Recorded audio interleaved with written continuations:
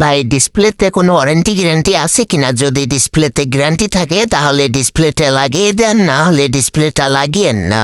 কাস্টমারের মুখে থেকে এরকম কথা শোনার পরে আমি কাস্টমার ভাইকে বললাম, ভাই ডিসপ্লে তো কোনো ওয়ারেন্টি গ্যারান্টি হয় না।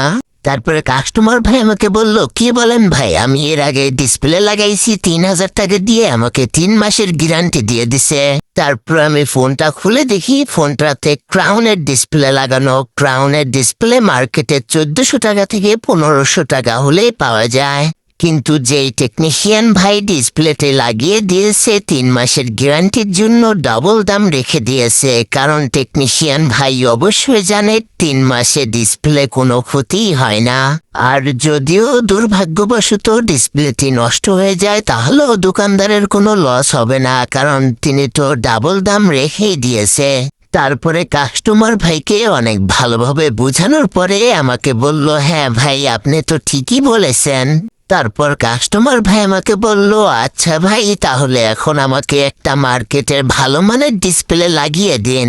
তারপরে কাস্টমার ভাইকে আমি মার্কেট থেকে একটি ভালো মানের বক্সের ডিসপ্লে লাগিয়ে দেই, অ্যান্ড আমাদের ডিসপ্লের কালারটাও কিন্তু অনেক ভালো।